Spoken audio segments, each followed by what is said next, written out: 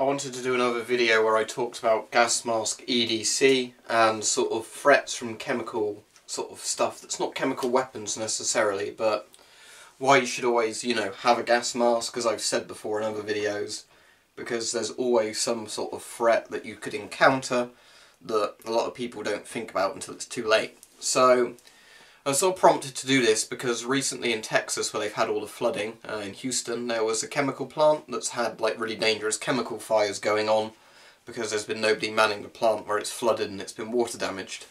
So what I thought I'd do in this video, as well as showing you a gas mask EDC again, how easy you can sort of set up an EDC with a mask, spare filters and everything, and even a like NBC poncho in a bag. Just like that, very easy to set up. I thought I'd say, some of the threats that could happen, and then why, having a respirator or gas mask is good for that.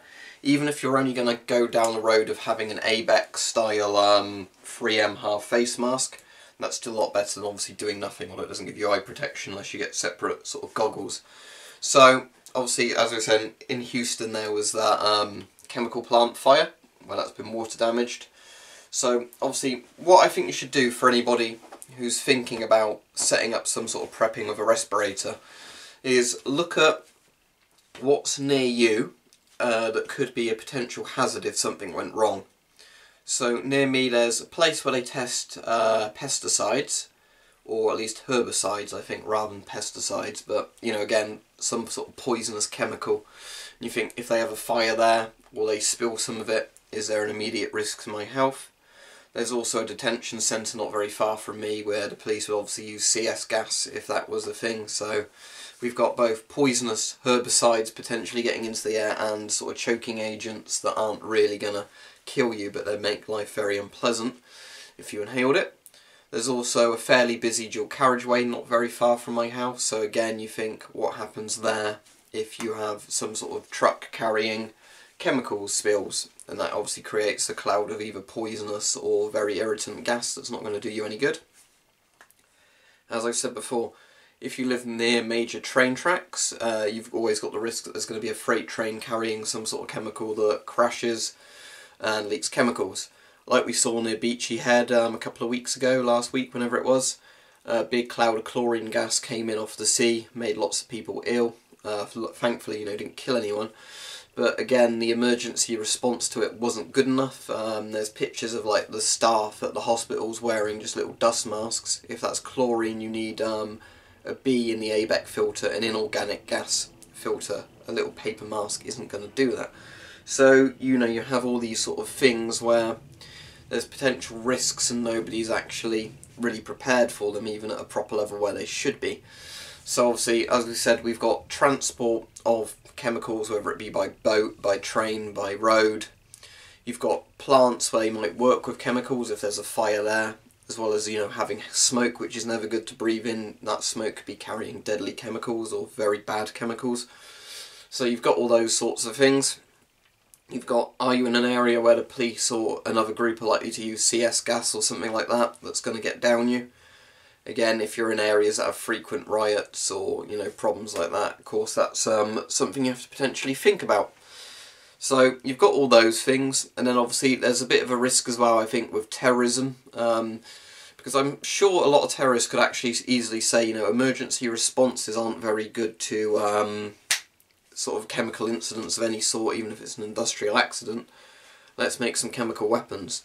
Now, obviously, terrorists making chemical weapons is a lot harder for them than actually, just ploughing a car into a group of people like they're fond of doing, but at the same time, obviously, while I'm not going to say in the video how to do it, there are ways that people, if they researched it, would be able to make chemical weapons, which is obviously a bit frightening.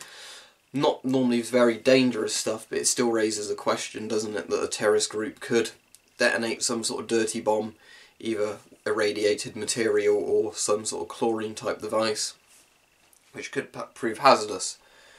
So, like I said, there's lots of things that could put you at risk of, needing a respirator to protect you, and that's if you're not using it for some sort of job, where you need it. Like I said, when I volunteer, I use a particulate respirator just to stop myself inhaling all the sort of dust and things, and I use the A bit of the ABEC respirator the organic gas part for working with strong cleaning agents, so I don't, you know, get high and essentially inhaling the lightheaded, inhaling the vapours from it.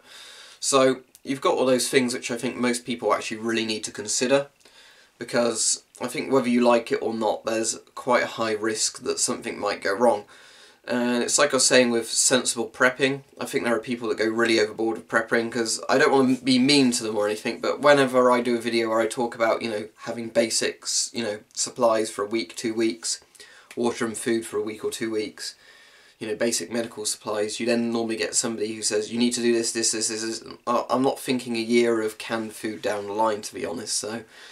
But for that reason I was saying, if you have, a lot of people have raincoats when it rains, they have summer clothes when it's hot, it might serve a good idea for most people to actually, you know, plan on getting something to protect them with if there's ever some sort of horrible thing in the air.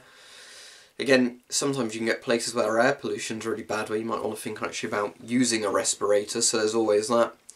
So that's sort of what I'm getting at. There's lots and lots of things where I'm sure if you research it in your area, you might be surprised to find that there are, even if there's not a chemical manufacturing plant near you, there might be somewhere where there's testing of chemicals done, you know, any sort of thing near a major road, near a major train track, you know, you might going to run into a risk of having some sort of chemical spill where you're not going to really get a very efficient emergency response. So that's all I really have to say on this subject. Hopefully it's useful, but as I said, you want to get an ABEC or a CBRN sort of rated respirator. ABEC being organic gases, inorganic gases, acidic gases and ammonia based gases. CBRN filters should do everything. Some NBC and CBRN filters don't protect against ammonia, so I'd recommend that if you research when buying them to get something that covers all of them, like an ABEC filter would, because if there's some sort of ammonia leak, that's not going to do you any good if you've got a filter that stops everything but ammonia.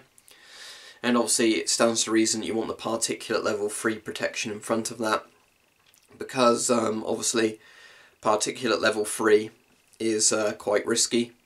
If there's, you know, irradiated dust, contaminated dust, but not actually a chemical vapour, you're going to need that. So that's all I have to say on the subject really. Make sure obviously you get a respirator for when you actually need it.